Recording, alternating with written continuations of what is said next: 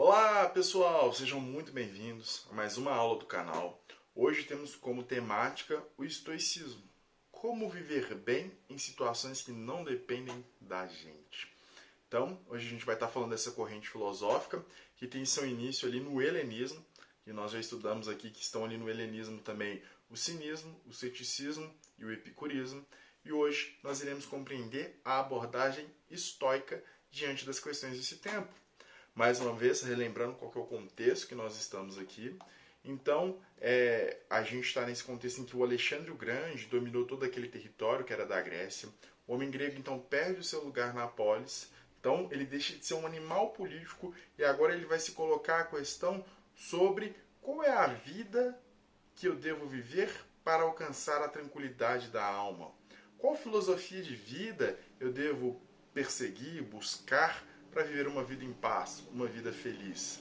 Então, a ataraxia, traduzida por tranquilidade da alma, é a grande busca que a gente vai ter aqui nessas filosofias helênicas. E agora nós iremos observar a abordagem estoica. O contexto, então, do estoicismo, ela é uma escola filosófica que vai ter os seus principais expoentes em Zenão de Sítio, que é considerado o estoicismo antigo, em Cícero, que vai ser o helenístico romano, em Sêneca, Epicteto e Marco Aurélio, que vão ser ali já pensadores do Império Romano, tá certo? O ideal cosmopolita, como eu falei, vai se traduzir nesses ideais aqui agora de ecumenismo, que é uma terra de todos, todos são cidadãos, então todos estão buscando essa tranquilidade da alma, essa ataraxia. E, de modo introdutório já, o pensamento estoico irá defender que o mundo é um logos, ou seja, uma razão, há uma ordem, de tal modo que suas partes encontram-se unidas entre si e com um todo, numa relação bem precisa. Ou seja, o mundo não é um acaso, não é uma coisa assim sem ordem, sem lógica. O mundo é racional, ele é organizado perante o logos, de modo que todas as suas partes se encontram unidas, tá certo? E essa unidade forma a possibilidade de uma simpatia entre as coisas que nós julgamos ser diferentes a uma ordem, a uma lógica presente nelas. Diante dessa possibilidade da simpatia, o conhecimento é possível. Por quê? Há simpatia entre as coisas e o pensamento sobre elas. Ou seja, o meu pensamento ele tem uma simpatia por esse copo aqui, logo eu posso compreender que isto é um copo, tá certo?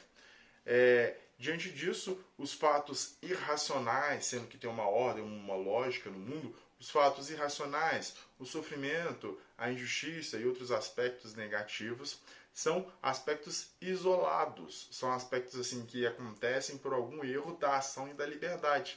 A felicidade aqui vai consistir em viver de acordo com a ordem universal, com a ordem natural, permanecendo indiferente aos fatos irracionais e isolados.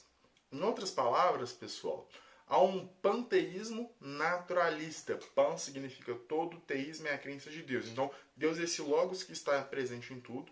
Quanto mais eu vivo de acordo com essa ordem de Deus que está presente em tudo e me afasto dessas tribulações, dessas preocupações que estão fora da ordem, mais pleno, mais próximo da ataraxia, da tranquilidade da alma, eu estou de viver, tá certo? Então a felicidade consiste em viver de acordo com essa ordem universal, permanecendo indiferente aos fatos irracionais, isolados. Nesse panteísmo aqui, onde Deus está imanente a tudo, há um destino e esse destino é providencial ao qual todo homem deve se submeter. Ou seja, às vezes algumas coisas acontecem com a gente fica se perguntando por quê, faz parte da vida, é inerente à vida. E nós, os seres humanos, encontraremos a ataraxia aceitando esse destino, se afastando de tudo que pode nos perturbar, essencialmente as paixões, consideradas como movimentos antinaturais, colocando então aqui a apatia frente àquilo que não depende de mim e a aceitação do destino, eu consigo alcançar a tranquilidade da alma. Então olha aqui, pessoal, em resumo isso que eu tentei explicitar aqui para vocês. O pensamento estoico parte de uma ideia física panteísta. Deus está em tudo, Deus é o Logos e é a ordem que habita no universo. Há uma simpatia entre tudo que existe. Por isso eu posso conhecer, há uma simpatia entre meu pensamento e os objetos ao meu redor, logo há a possibilidade do meu conhecimento. Há uma ordem a qual eu devo me submeter e devo seguir. Tudo aquilo que foge dessa ordem e dessa harmonia, eu devo me afastar. E aceitando o meu destino, ou seja, aceitando aquelas coisas que não dependem de mim e guiando a minha ação mediante essa ordem universal, eu alcanço a tranquilidade da alma. Vamos então, como os pensadores estoicos, eles vislumbraram essas possibilidades. O primeiro que veremos é Zenão de Sítio, que viveu em cerca de 330 a.C. a 263 a.C.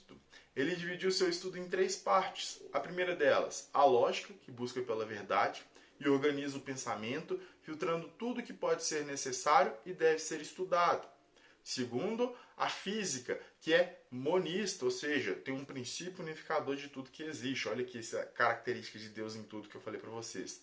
Regido então por um princípio único e panteísta, há uma proximidade com Deus. Logo, unindo a lógica a um movimento racional da natureza e não aleatório, como acreditam os epicuristas. Olha a crítica que eles fazem à corrente que a gente estudou na aula passada. A aleatoriedade dos átomos, só existe o átomo e o vazio. Não, para eles existe uma ordem presente em tudo. E por fim, o terceiro ponto que o Zenão de Sítio vai citar aqui vai ser a ética. E a ética ela está ligada com a busca pela ataraxia, que é a tranquilidade da alma, e a virtude, que é a capacidade dos seres racionais lidarem com a natureza, não se preocupando com o que não podem interferir. Por exemplo, com a morte, tem como eu interferir diante da minha morte ou da morte de algum ente querido? Não me resta fazer nada diante disso. O destino assim o quis, me resta aceitar. O envelhecimento, as opiniões alheias. Dessa maneira, os estoicos se diferenciam, mais uma vez, dos epicuristas, pois buscam as virtudes e não os prazeres. Então, a ação guiada não é uma ação na qual o prazer, esses prazeres medidos aqui me levam à felicidade, mas é agir conforme uma ordem presente na natureza e ter apatia diante do destino, que é aquilo que não depende de mim, que vai me levar à tranquilidade da alma. Vamos a algumas historinhas aqui do Zenão de Sítio para a gente compreender como que ele levava a questão do estoicismo no seu dia a dia. Dizem que certa vez Zenão foi consultar um oráculo para saber o que deveria fazer para viver melhor a vida. E o oráculo respondeu: você terá que se igualar aos deuses. O filósofo entendeu corretamente e se dedicou à leitura dos antigos autores, aqui os poetas, para entender mais sobre a vida dos deuses. Então, uma outra frase aqui do Zenão que é muito interessante. Devemos viver bem em situações que não dependem da gente.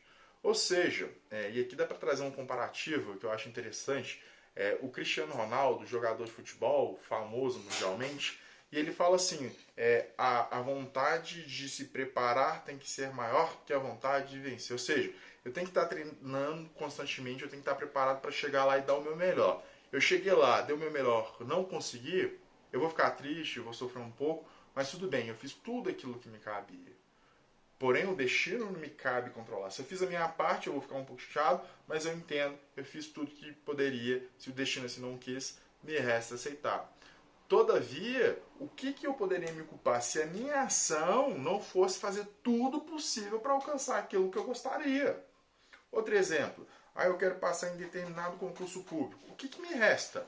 Utilizar da minha liberdade, que aqui seria a ação virtuosa, para fazer tudo o que me cabe, mediante o equilíbrio das funções da natureza aqui, para alcançar esse objetivo. Mas chegou lá, o destino não quis, o que me resta? Aceitar. Então a aceitação, a apatia àquilo que não depende de mim, é a grande saída aqui do estoicismo, para que a gente possa lidar com as coisas que estão além do nosso controle. Outro exemplo aqui, que o Zenão traz para a gente, é o seguinte: excelência e a moderação levam ao bem. O Zenão de Sítio ficou 20 anos estudando para abrir a sua escola. Então, excelência, fazer aquilo da melhor maneira possível, mas com moderação. O equilíbrio aqui ele é essencial para quê? Para que a gente seja nessa harmonia com a natureza. A razão de termos 2 orelhas e uma boca é que devemos escutar mais do que falar. Aquele que exerce a razão é mais excelente do que aquele que não exerce a razão. Nada há de mais excelente no universo. Logo, ele exerce a razão. Ou seja, se há uma ordem no universo que é racional e eu tenho a capacidade de exercer a minha razão, quanto mais eu exercer, melhor, porque maior a minha harmonia, a minha simpatia diante do universo. Se o universo rege todas as coisas, devemos ter amor ao destino. Se a razão quis que o destino fosse assim, é porque tem um porquê dele ser assim. Nos resta aceitar, ter apatia frente àquilo que não depende de mim. O verdadeiro bem para o homem é só a virtude. O verdadeiro mal é só o vício. Então, o vício é quando você perde o autocontrole de si e fica viciado em fazer aquela coisa repetidamente. Isso é mal, isso não está na harmonia do universo. A felicidade é uma boa emanação da vida e devemos abandonar as paixões que geram aborrecimentos. Então, pessoal, o Zenão de Sítio sintetizou aqui, nas suas expressões, o que significa o estoicismo, em duas linhas gerais. A primeira, que a gente pode falar de uma ordem, ele coloca essas três linhas, mas acho que as duas primeiras, a física e a lógica, elas estão ligadas. Há uma ordem no universo, tudo no universo tem uma interligação, e o ser humano detém liberdade, e como que ele deve utilizar essa liberdade para buscar a ataraxia? Agindo virtuosamente e tendo apatia frente àquilo que não depende de si, aceitando o destino. O segundo pensador estoico, que ficou muito famoso, vai ser o Epicteto. Ele viveu em cerca de 55 d.C. a 135 d.C. Ele era um escravo. E a questão que cercava ele e a abordagem que ele vai utilizar para responder vai ser o estoicismo. Ele se perguntava: como devemos enfrentar as dificuldades da vida? Sua resposta: devemos distinguir duas coisas: as externas a mim, que não posso controlar, e as que eu posso controlar. É preciso separar as coisas que dependem de nós e as que não dependem. Dependem de nós a opinião, a tendência, o desejo, a aversão, em uma palavra, tudo que é obra nossa. Não dependem da gente o nosso corpo, olha, como é que a gente tem que aceitar o corpo, o destino quis que fosse assim. A riqueza, os testemunhos, os altos cargos, lembrando que ele está aqui no contexto do Império Romano, onde esses altos cargos ele é passado geralmente nessa relação de poder. Tá certo? Mas a gente sempre pode compreender no nosso tempo. O que depende de mim e o que não depende de fazer. Se eu fiz o meu melhor, olha lá, novamente a história do Cristiano Ronaldo, que eu contei para vocês, preparativo para um concurso público e outros exemplos diversos que nós podemos usar. Eu fiz tudo o que me cabia, eu dei o meu melhor, me resta aceitar aquilo que o destino o quis. Se eu não aceito, eu vivo num tremendo sofrimento. Se eu fiz o que me cabia virtuosamente, sem cair no vício, e aceito o destino, eu estou agindo harmoniosamente. Tá certo? Então, ser consciente disso e guiar a sua vida mediante esses preceitos nos leva à tranquilidade da alma. Olha as virtudes aqui da paciência, a resiliência, a força. E para o Epicteto, a filosofia não visa assegurar qualquer coisa externa ao homem. Isso seria admitir que há algo além do próprio objeto, pois assim como o mundo material do carpinteiro é a madeira e a do estatuário é a bronze, a matéria-prima da arte de viver é a própria vida. É vivendo que a gente se harmonia, cria essa harmonia, se cria uma ordem com o mundo e consegue viver bem. A principal obra do Epicteto, e aqui eu deixo ela para vocês, a obra interessantíssima, é um manual. Pesquisem aí, obra interessantíssima, fácil de ler e muito tranquila. Depois a gente vai ver aqui agora o Sêneca, que viveu em cerca de 4 anos antes de Cristo, a 65 depois de Cristo. Ele era orador, advogado e também foi exilado nesse período do Império. Ele vai adotar o estoicismo. Ele foi conselheiro de Nero, porém, tendo visto ali os conselheiros de Nero, que foi esse imperador, colocou fogo em Roma. Tem muitas histórias sobre como era o seu comportamento. Ele vai se retirar desse cargo. Ele é condenado ao exílio por se recusar a casar com a irmã de um nobre e é condenado pelo suicídio, para o suicídio.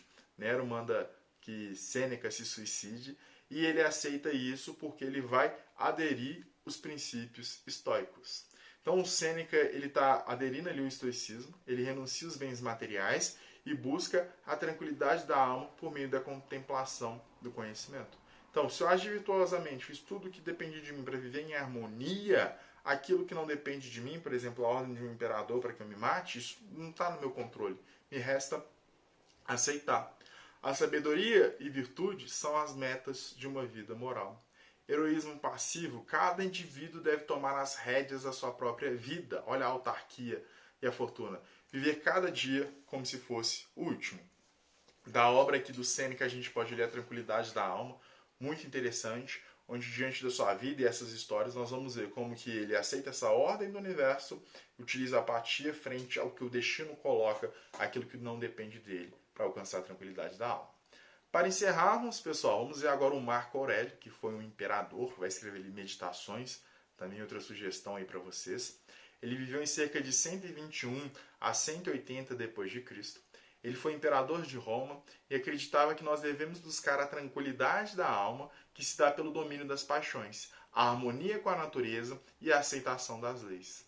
Isso liberta os homens das dores do mundo material. Assim, o homem só poderia ser afetado pelo outro se ele deixasse que as suas emoções tomassem conta de si. Olha só, se eu tenho autarquia, um autocontrole tão bom, o outro não consegue me afetar.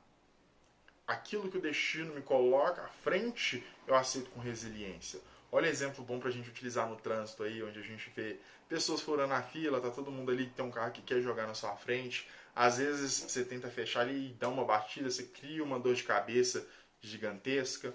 Então, olha como que a gente pode tentar pensar essa perspectiva e lidar virtuosamente frente àquilo que não depende da gente. O Marco Aurélio também vai defender a ideia de que o universo é regido por uma razão universal, logo devemos aceitar o nosso destino, essa aceitação é essencial para os estoicos. A filosofia deve ser um modo de vida que nos ajuda a viver bem. A nossa vida é aquilo que os nossos pensamentos fazem dela, então até a gente discute qual é a importância da filosofia. Já pararam para pensar que o pensamento faz a vida ser o que ela é? Qual pensamento nós devemos aderir para uma boa vida?